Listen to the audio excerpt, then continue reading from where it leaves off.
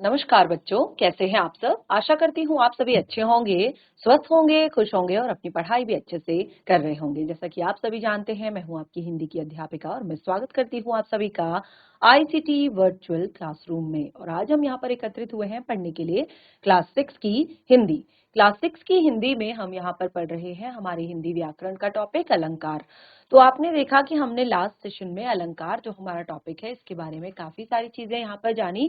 तो जैसे मैंने आपको बताया कि अलंकार होता क्या है, अलंकार किसे कहते हैं, तो हमने यहाँ पर जाना कि अलंकार जो होते हैं वो होते हैं अलंकार यानी कि जो अलंकृत करने वाला यानी कि शोभा बढ़ाने वाला। तो जिस प्रकार से जो स्त्री की सुंदरता को बढ़ाने वाला, स्त्री के सौंदर्य में वृद्धि करने वाला क्या होता है, क्या होते हैं, आभूषण होते हैं, विभिन्न अलग अलग तरह के आभूषण होते हैं। उसी प्रकार भाषा की सुंदरता को बढ़ाने वाले, काव्य की सुंदरता को बढ़ाने वालों को हम कहते हैं अलंकार।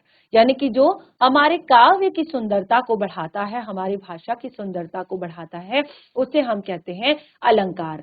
तो हिंदी व्याकरण में हम जो हमारी भाषा को सुंदर बनाता है उसे हम कहते हैं अलंकार। तो हमने ये टॉपिक अपने लास्ट सेशन में स्टार्ट किया था और यहाँ पर मैंने आपको अलंकार की परिभाषा भी क्लियर की थी। अलंकार किसे कहते हैं ये मैंने आपको बताया था। तो यहाँ पर देखिए क्या कुछ क्लियर किया था मैंने अलंकार के बारे में। सबसे पहले यहाँ पर मैंने बताया था आप लोगों को कि जैसे हमारा जो मनुष्य समाज है, ठीक है, जो हमारा एक तरह से समाज है, ये सौंदर्य उपासक है, यानी कि सुंदरता का उपासक है। इसको हर चीज जो है सुंदर वाली जो होती है, जो सबसे अच्छी होती है, जो सबसे खूबसूरत होती है, वही चाहिए होती है। आपने देखा होगा कि हमें साफ सुथरी जगह, देखिए सबसे पहले हम सुंदरता की शुरुआत करते कि जो हमें साफ सुथरी चीजें, अपने घर के आसपास हमें सफाई रखना, ठीक है, या अपने साफ सुथरे कपड़े पहनना, घर में साफ सफाई रखना, तो ये सारी चीजें एक मनुष्य को ही अच्छी लगती है। क्योंकि देखिए कोई भी एनिमल होता है वो खुद से नहीं करता ये सब चीजें, ठीक है, सब मनुष्य को ही, क्योंकि मनुष्य क्या है, सौंदर्य उपासक है, सुंदरता की उपासना करने वाला, और इसकी सृष्टि जो है वहीं से हुई अलंकारों की। क्योंकि हम क्या सोचते हैं, देखिए इसी प्रवृत्ति ने क्योंकि हमको सुंदर चीजें पसंद है, तो इसी प्रवृत्ति ने अलंकारों को जन्म दिया। कैसे, क्योंकि हमने कहा कि जो अलंकार होते हैं वो क्या करते हैं, सौंदर्य में वृद्धि करते हैं, सुंदरता को बढ़ाते हैं, ठीक है। तो जिस प्रकार जो है मनुष्य क्या करता है, भिन्न भिन्न तरह के आभूषण, जैसे मैंने कहा कि हम कभी अगर आपने देखा होगा कि हम कभी घर से बाहर किसी फंक्शन में जाते हैं, शादी में जाते हैं, विवाह में जाते हैं या किसी अन्य समारोह में जाते हैं, तो क्या करते हैं, एक घर में पहनने वाली ड्रेस अलग होती है, एक पार्टी वेयर ड्रेस अलग होती है, जिसको हम शादी विवाह या अन्य जो कोई फंक्शन होते हैं उसमें हम पहनते हैं। तो स्पेशली हम क्या करते हैं, पहले पार्टी वेयर ड्रेस पहनते हैं, उसके बाद हम क्या करते हैं, उसी के हिसाब से हम जो भी उसके हिसाब से हमारे पास एक तरह से गहने हैं, आभूषण हैं, उनको हम क्या करते हैं, उनको पहनते हैं मैचिंग करके, ठीक है ना। तो क्यों, ताकि हम और ज्यादा सुंदर लगे। देखिए सुंदर तो सारे मनुष्य हैं, जिसके पास भगवान ने जिसको दो आंखें दी हैं, दो कान दिए हैं, एक नाक दी है, एक सुंदर सा मुख दिया है, तो सभी लोग सुंदर हैं। लेकिन फिर भी सौंदर्य की वृद्धि के लिए, कि और ज्यादा सुंदर लगे, जैसे मैंने कहा ना कि जो मनुष्य होता है उसको सुंदरता, बहुत ज्यादा सुंदरता से बहुत ज्यादा प्रेम होता है, तो वो और ज्यादा हम किस तरह से सुंदर लगे, और ज्यादा हम किस तरह से अट्रैक्टिव लगे, और ज्यादा लोग किस तरह से हमें जाने, हमें हम पर ध्यान दे, तो इस तरह से हम क्या करते हैं, हमें सजना संवरना, तैयार होना अच्छा लगता है। तो जैसे हमने कहा कि शरीर की सुंदरता को बढ़ाने के लिए जिस प्रकार मनुष्य भिन्न भिन्न प्रकार के आभूषणों का प्रयोग करता है, उसी प्रकार भाषा को सुंदर बनाने के लिए विभिन्न प्रकार के अलंकारों का सृजन किया गया है, विभिन्न प्रकार के अलंकारों को बनाया गया है। तो जैसे मैंने बताया कि सेशन तो हमने अपने लास्ट सेशन में ही स्टार्ट कर दिया था, तो इसमें हमने इस तरह से इसकी परिभाषा भी यहाँ पर लिखी थी। इसकी परिभाषा भी हमने यहाँ पर बनाई थी कि काव्य की शोभा बढ़ाने वाले शब्दों को अलंकार कहते हैं। जो काव्य की शोभा बढ़ाते हैं उन शब्दों को अलंकार कहते हैं। और जिस प्रकार हमने कहा कि नारी के सौंदर्य को बढ़ाने के लिए विभिन्न प्रकार के आभूषण होते हैं, उसी प्रकार भाषा के सौंदर्य के उपकरणों को अलंकार कहते हैं। यानी कि जो भाषा के सौंदर्य को बढ़ाता है उसे वो अलंकार कहते हैं। ठीक है, तो ये आपके यहाँ पर हमने लास्ट सेशन में पढ़ा था और आप लोगों ने यहाँ पर अच्छे से इसको समझा भी था। उसके बाद हमने यहाँ पर शुरू किया था अलंकार के भेद। अब देखिए अलंकार के भेद, तो अलंकार के भेदों को जानने से पहले हम यहाँ पर जानेंगे कि अलंकार के, देखिए कैसे, जैसे हमने कहा भेद कैसे हो सकते हैं। हमने कहा कि जो हमारी भाषा है, क्योंकि हमने यहाँ पर भाषा को सुंदर बनाना है, ठीक है, तो जो हमारी भाषा है सबसे छोटी इकाई क्या है? वर्ण है। भाषा की सबसे छोटी इकाई क्या है? ये पता है आप सभी को? भाषा की सबसे छोटी इकाई किसे कहते हैं? वर्ण। ठीक है, तो भाषा की सबसे छोटी इकाई है वर्ण, और वर्णों के सार्थक मेल से बनते हैं शब्द। वर्णों के सार्थक मेल से क्या बनते हैं? शब्द। ठीक है, जब वर्णों का सार्थक मेल किया जाता है, सार्थक मेल यानी कि जब वर्णों को बिल्कुल व्यवस्थित क्रम में इस तरह से लिखा जाता है कि उसका कुछ मीनिंग निकले, ठीक है, कुछ सार्थक अर्थ निकले, तो वो हमारा कहलाता है शब्द। ठीक है, तो शब्द हमने यहाँ पर कहा। अब देखिए जो शब्द होता है, भाषा की सबसे छोटी इकाई है वर्ण, लेकिन शब्दों को ही जब हम मिलाते हैं आपस में तो ही क्या बनते हैं? फिर वाक्य बनते हैं। ठीक है, तो अब देखिए हमें चमत्कार कहाँ पर लेकर आना है, हमें कहाँ पर सौंदर्य में वृद्धि करनी है, किन चीजों में हमें परिवर्तन करना है कि हमारी जो भाषा है वो सुंदर हो जाए। ठीक है, तो सबसे पहले हमने कहा कि एक जो शब्द होता है उसी से हम क्या करते हैं? वाक्य निर्माण करते हैं, उसी से हम वाक्य बनाते हैं, उन्हीं का सार्थक मेल जो है वाक्य कहलाता है। तो यहाँ पर जो शब्द होता है, शब्द के मुख्य रूप से दो रूप होते हैं। कौन कौन से? एक होता है ध्वनि और दूसरा होता है अर्थ। शब्द के मुख्य रूप से दो रूप होते हैं, ध्वनि और अर्थ। ध्वनि और अर्थ क्या मतलब है इसका? देखिए ध्वनि यानी कि जब हम किसी भी शब्द का उच्चारण करते हैं, ठीक है, किसी भी शब्द को जब हम उच्चारित करते हैं तो जो हमारे मुख से ध्वनि निकलती है, ठीक है, जो सुर निकलता है, जो लय निकलती है, जो संगीतात्मकता निकलती है, उसे कहते हैं हम ध्वनि। ठीक है, कोई भी शब्द उच्चारण से, ठीक है, तो वहां पर हमने क्या कहा? शब्द कहा, और शब्द को हमने ध्वनि के आधार पर जब देखा, यानी कि उसकी उच्चारण की दृष्टि से देखा, उसकी संगीतात्मकता की दृष्टि से देखा, उसकी लयात्मकता की दृष्टि से देखा कि कैसे इसका उच्चारण हो रहा है, कैसे इसकी लय है, कैसे इसमें, कैसे हम जब इसको उच्चारित कर रहे हैं तो किस तरह का संगीत आ रहा है, तो उसके आधार पर, यानी कि ध्वनि के आधार पर हमारा पहला अलंकार यहाँ पर बना शब्दा अलंकार। ठीक है, कि किस तरह से शब्द को उच्चारित किया जा रहा है, किस तरह की शब्द में संगीतात्मकता आ रही है, किस तरह की शब्द में ध्वनि आ रही है, उस हिसाब से हमने शब्दा अलंकार, यानी कि एक भेद हमने बनाया शब्दा अलंकार। और दूसरा पार्ट आता है हमारा अर्थ, कि अब उस शब्द का मीनिंग क्या निकल रहा है, क्या मीनिंग है उस शब्द का, क्या अर्थ है उस शब्द का, तो उसको हमने यहाँ पर लिखा अर्था अलंकार। यानी कि हमारे जो अलंकार है उनके भेदों में मुख्य रूप से दो तरह से यहाँ पर बांटा जाता है। पहला है आपका शब्दा अलंकार और उसके बाद है आपका अर्था अलंकार। तो ये आप नोट कर सकते हैं, ये बहुत ही, जैसे मैंने कहा कि अलंकार टॉपिक जरूरी नहीं कि आप क्लास 6 में पढ़ें, क्लास 6 में तो ये शुरुआत है, यहाँ पे तो मुझे लगता है आपके टॉपिक में भी नहीं होगा, लेकिन क्योंकि जब कविताएं पढ़ते हैं तो वहां पर आपको लिखने को आता है कि उक्त पंक्ति में कौन सा अलंकार है।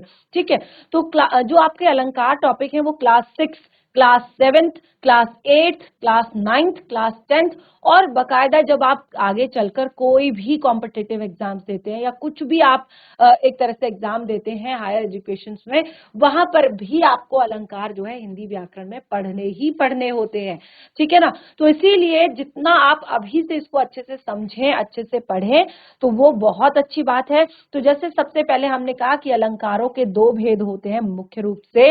अब देखिए जो ये दो मुख्य रूप से भेद होते हैं ना, शब्द अलंकार और अर्थ अलंकार, इसी के आधार पर हमने यहाँ पर और भी बहुत सारे इनके भेद बनाए हैं, लेकिन पहला जो मुख्य है वो दो ही प्रकार के भेद होते हैं, यानी कि दो ही भेद होते हैं। एक होता है शब्द अलंकार और एक होता है अर्था अलंकार। यानी कि अब जब हम काव्य में शब्दों में चमत्कार उत्पन्न करेंगे, शब्द की ध्वनि में चमत्कार उत्पन्न करेंगे, शब्द की लयात्मकता में चमत्कार उत्पन्न करेंगे, शब्द की संगीतात्मकता, शब्द के उच्चारण में जब हम चमत्कार उत्पन्न करेंगे तो उसको हम कहेंगे शब्दालंकार। और जहां शब्द के अर्थ में चमत्कार उत्पन्न होगा या अर्थ के आधार पर चमत्कार उत्पन्न होगा, वहां कहेंगे अर्था अलंकार।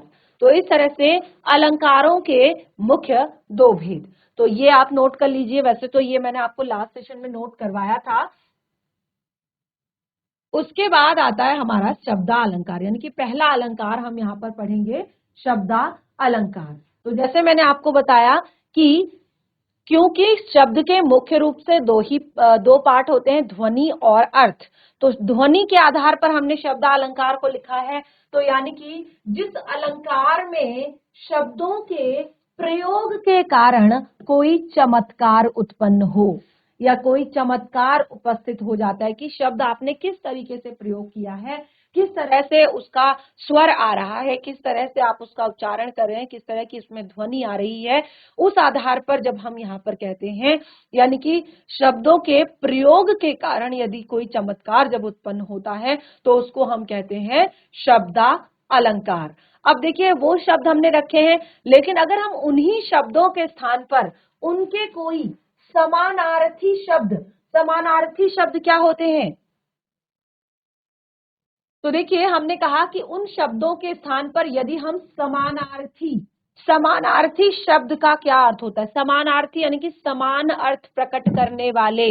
ठीक है, हम यहाँ पर शब्दों के माध्यम से चमत्कार उत्पन्न कर रहे हैं, यानी कि कुछ ऐसे शब्द हमने रखे हैं जिससे कि हमारा जो हमारी जो भाषा है, वो हमारा जो काव्य है, वो बहुत ज्यादा एक तरह से इंटरेस्टिंग बन रहा है, बहुत ज्यादा अच्छा बन रहा है। लेकिन अगर हम उसमें उसी के कुछ समानार्थी शब्दों को अगर रख दें, उन्हीं शब्दों के स्थान पर यदि हम अन्य समानार्थी शब्द रख दे कोई उसका, या उसी के जैसा शब्द अगर हम रख दें, तो क्या होता है, वो चमत्कार समाप्त हो जाता है।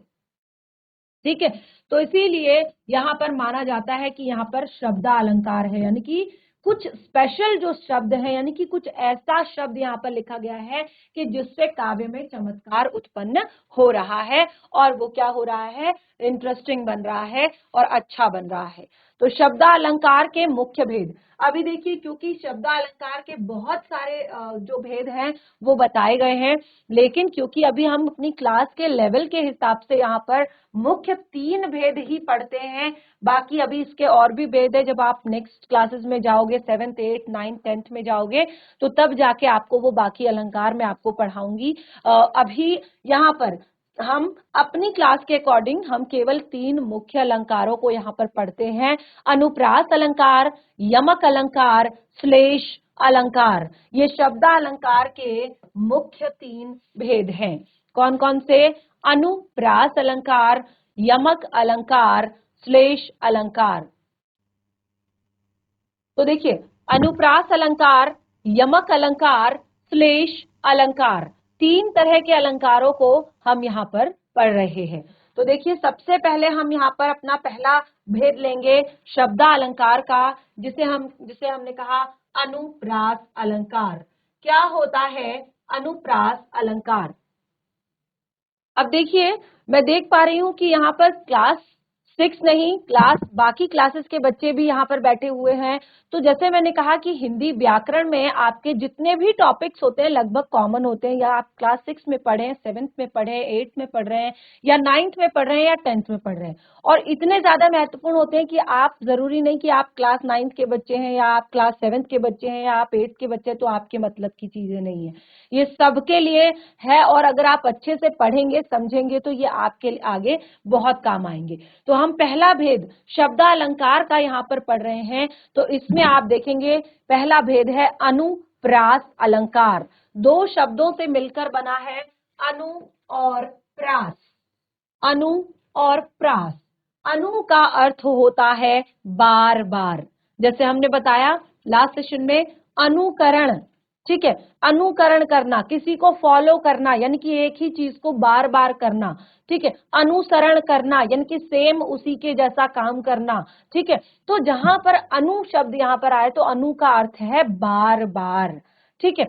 और प्रास का अर्थ होता है वर्ण। प्रास का अर्थ होता है वर्ण, और वर्ण मैंने अभी आपको क्लियर किया कि वर्ण यानी कि भाषा की सबसे छोटी इकाई, ठीक है। तो अनुप्रास दो शब्दों से मिलकर बना है अनु। अनु का अर्थ होता है बार बार, प्रास का अर्थ होता है वर्ण, यानी कि जहां स्वर की समानता के बिना भी, ध्यान से समझिएगा, जहां स्वर की समानता के बिना भी एक ही वर्ण की आवृत्ति एक से अधिक बार होती है, ठीक है ना। यानी कि भले ही स्वर समान ना हो, लेकिन वर्ण एक होता है और उसकी आवृत्ति एक से अधिक बार होती है, वहां पर अनुप्रास अलंकार होता है, ठीक है। यहां पर एक ही वर्ण एक से अधिक बार प्रयोग किया जाता है। समझ आया सभी को? अनुप्रास अलंकार की परिभाषा समझ आई? समझ आई? एक बार हैंड रेज करके बताएंगे मुझे, सभी को समझ आई अनुप्रास अलंकार की परिभाषा? नहीं समझ आई अभी? जहां पर एक ही वर्ण की आवृत्ति एक से अधिक बार होती है, भले ही वहां पर स्वर की समानता ना हो, उसे अनुप्रास अलंकार कहते हैं, ठीक है ना। तो जैसे एक एग्जांपल यहां पर मैं देती हूं आपको, ये मैंने लास्ट सेशन में भी दिया था। चारु चंद्र की चंचल किरणें। चारु चंद्र की चंचल किरणें खेल रही है जलथल में। चारु चंद्र की चंचल किरणें, फिर से सुनिएगा ध्यान से। चारु चंद्र की चंचल किरणें खेल रही है जलथल में। क्या हो रहा है यहाँ पर? कौन बताएगा मुझे अभी? चलिए फटाफट हैंड रेस करके बताइए, किस तरह से यहाँ पर शब्दालंकार हम कह सकते हैं? चारु चंद्र की चंचल किरणें, कौन बताएगा? फटाफट हैंड रेस कीजिए। चारु चंद्र की चंचल किरणें। रघुपति राघव राजा राम पतित पावन सीताराम। क्या हो रहा है यहाँ पर? आप क्लियरली देख सकते हैं कि यहाँ पर च वर्ण की आवृत्ति एक से अधिक बार हो रही है। जब हमने कहा कि क्या होता है, जहां स्वर की समानता के बिना भी वर्णों की आवृत्ति एक से अधिक बार होती है। स्वर की समानता देखिए, चारु स्वर अलग है, चंद्र स्वर अलग है, चंचल स्वर अलग है, लेकिन फिर भी आवृत्ति देखिए, चारु चंद्र की चंचल किरणें, च वर्ण की आवृत्ति एक से अधिक बार हो रही है, तो यहाँ पर अनुप्रास अलंकार है।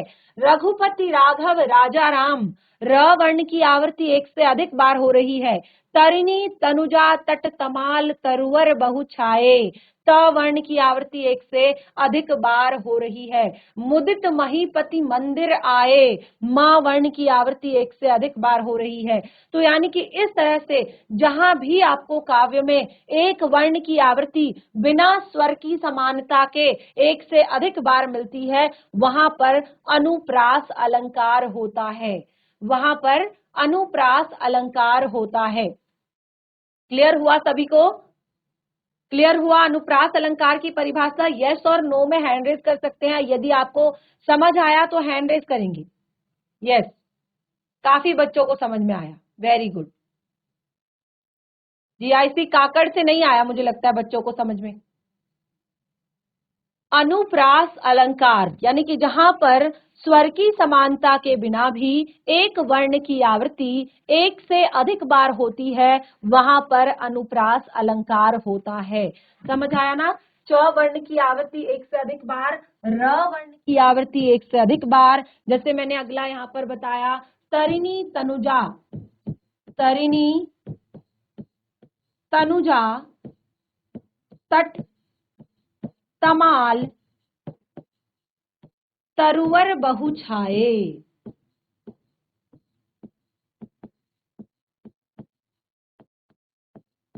त वर्ण की आवृत्ति एक से अधिक बार।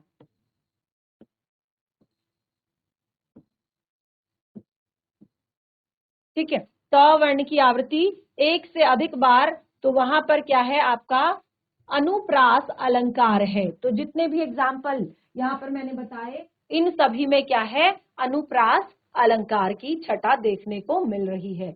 तो मुझे लगता है पहला आपको जो शब्द अलंकार है वो यहाँ पर क्लियर हो चुका है। और कुछ एग्जाम्पल्स देखिए, इसमें आपका एक होमवर्क मैं यहाँ पर आपको देती हूँ कि इस तरह के कुछ एग्जाम्पल्स आप अपनी पाठ्य पुस्तिका से कोई भी कविता ले लीजिए, कुछ भी आप ले लीजिए जो आप एक्स्ट्रा बुक्स पढ़ते हैं उनसे कोई भी कविता की पंक्तियां ले लीजिए। आप छांट कर कुछ पंक्तियां यहाँ पर लिखेंगे जिनमें एक वर्ण की आवृत्ति एक से अधिक बार हो रही है, यानी कि जिनमें अनुप्रास अलंकार की छटा देखने को मिल रही है। समझ आया? चलिए आगे बढ़ते हैं। नेक्स्ट है यहाँ पर देखिए, जो जैसे मैंने कहा क्योंकि हमारा जो लेवल है अभी वो क्लास 6 का है, तो इसीलिए हम इसको आगे कंटिन्यू नहीं करेंगे। अभी हम मुख्य रूप से जो 3 भेद ही हमने यहाँ पर बताए हैं उन्हीं को हम पढ़ेंगे। ठीक है, तो अब देखिए जैसे हमने पढ़ा था अनुप्रास यानी कि एक वर्ण की आवृत्ति एक से अधिक बार, उसी तरह से आपको दूसरा यानी कि यमक अलंकार पढ़ना है। और यमक अलंकार में क्या होता है, यहाँ एक शब्द की आवृत्ति एक से अधिक बार होती है। यहाँ पर एक शब्द की आवृत्ति एक से अधिक बार होती है, यानी कि एक शब्द एक से अधिक बार प्रयोग में लाया जाता है। वहां पर केवल एक वर्ण लेकर आया जा रहा था एक से अधिक बार, यहाँ पर पूरा पूरा शब्द जो है एक से अधिक बार प्रयोग होता है और उस शब्द का अर्थ हर बार जो है अलग होता है। यानी कि एक बार प्रयोग हुआ है तो भी अलग होगा, दूसरी बार, तीसरी बार, हर बार जो है उसका अर्थ अलग होगा। वहां पर यमक अलंकार होता है, वहां पर यमक अलंकार होता है। ध्यान से इसकी परिभाषा लिखिए यमक अलंकार की, जहां एक शब्द की आवृत्ति एक से अधिक बार होती है, यानी कि जहां एक शब्द एक से अधिक बार प्रयुक्त होता है वहां और अर्थ हर बार भिन्न होता है। ये जरूर लिखिएगा कि अर्थ हर बार भिन्न होता है, वहां पर यमक अलंकार होता है।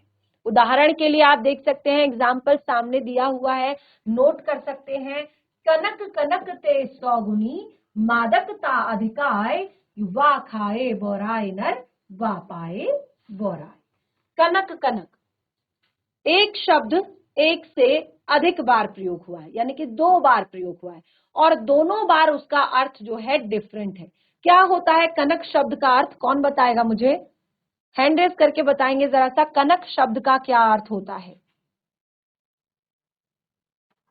चलिए ऐसे ही बता दीजिए, केवल हैंड रेज कर दीजिए कि हमें आता है। जिसको आता है केवल वही हैंड रेज करेगा।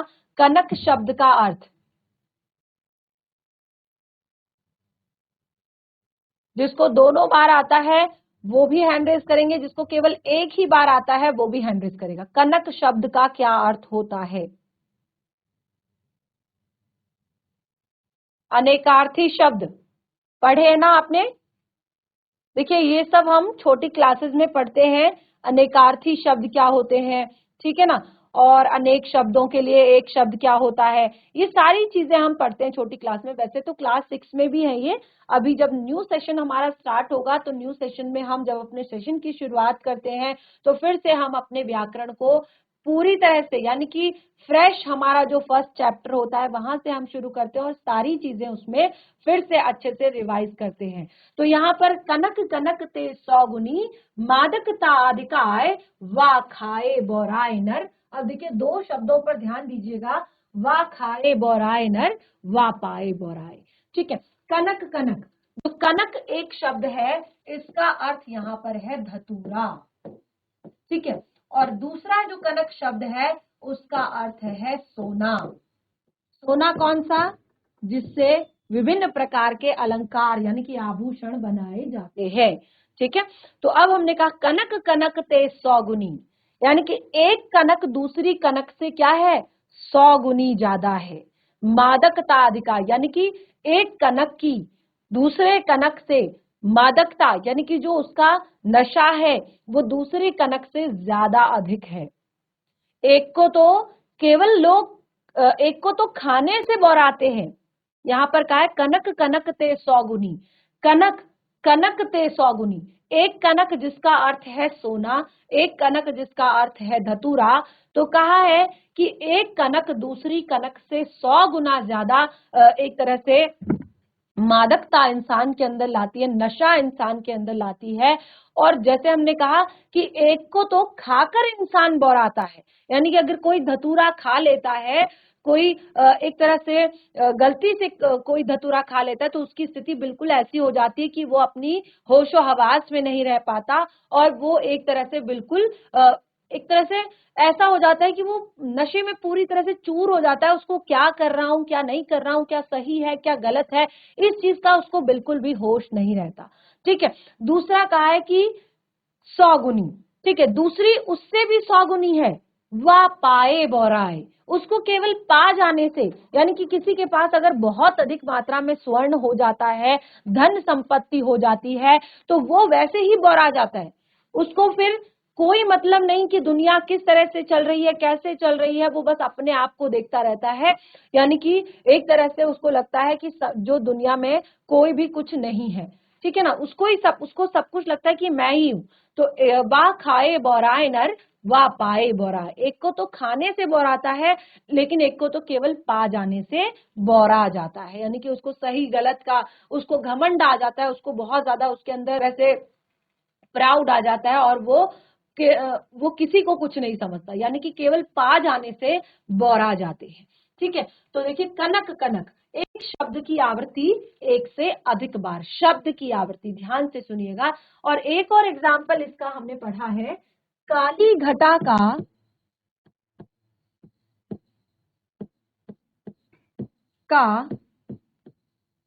घमंड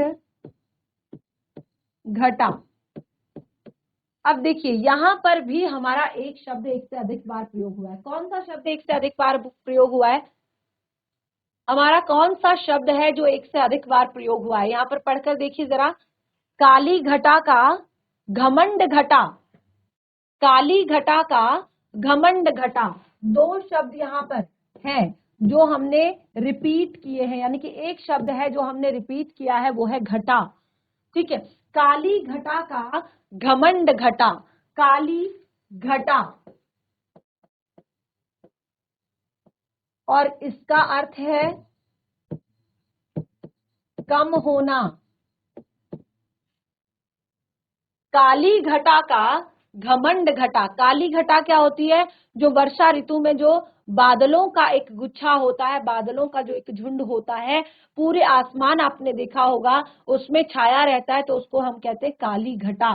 ठीक है, घमंड घटा, घमंड आप सभी को पता है कि प्राउड होना या अपने ऊपर एक तरह से गर्व होना, और घटा यानी कि कम होना। काली घटा का घमंड घटा, तो एक ही पंक्ति में एक शब्द एक से अधिक बार प्रयोग हुआ है और दोनों बार उसका अर्थ क्या है, अलग अलग है। दोनों बार उसका अर्थ क्या है, अलग अलग है। ठीक है। तो इस तरह से यमक अलंकार भी हमारा यहाँ पर क्लियर होता है और यमक अलंकार के भी कुछ एग्जाम्पल्स मैंने आपको यहाँ पर बताए और इसमें भी आपका होमवर्क है कि आप कुछ इस तरह के एग्जाम्पल्स जहां पर आपको लग रहा हो कि यहाँ हमें यमक अलंकार की छटा देखने को मिल रही है तो उन एग्जाम्पल्स को आप लिखकर लाएंगे। ठीक है, तो ये नोट कर लीजिए। उसके बाद हमारा आता है श्लेष अलंकार। नंबर 3 है हमारा श्लेष अलंकार। और आप देख रहे हैं कि यहाँ पर अभी तक शब्दों में ही फेरबदल हो रहा है। ठीक है, यहाँ पर हमें शब्द के अर्थ से यानी कि कोई अर्थ से हमें कोई लेना देना नहीं, शब्दों में ही हेरफेर हो रहा है। तो इसीलिए ये शब्द अलंकार के 3 भेद हैं। ठीक है, पहला अनुप्रास अलंकार, दूसरा यमक अलंकार, तीसरा है हमारा श्लेष अलंकार। अब देखिए क्या होता है श्लेष। श्लेष का अर्थ होता है, जो श्लेष शब्द है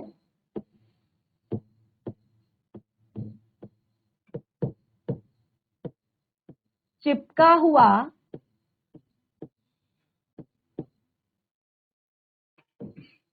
जुड़ा हुआ, मिला।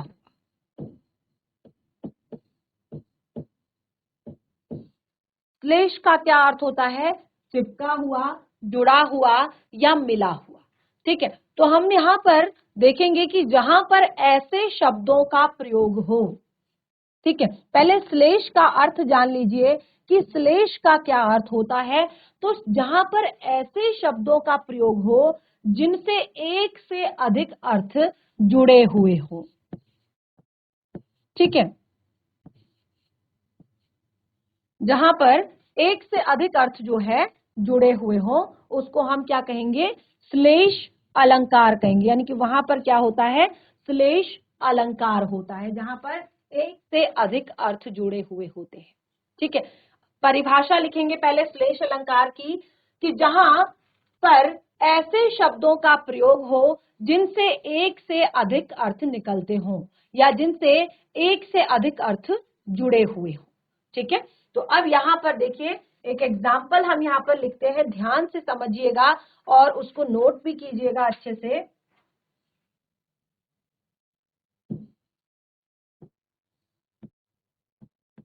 जो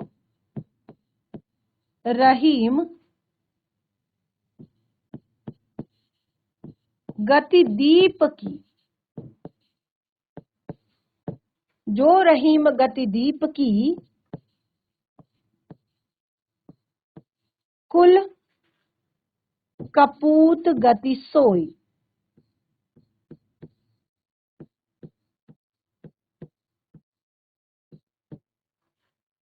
जो रहीम गतिदीप की कुल कपूत गति सोए, ध्यान से सुनिएगा, बारे उजियारो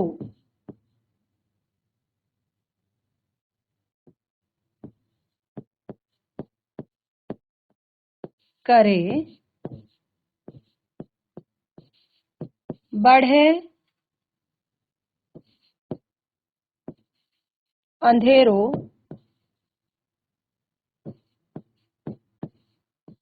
होई।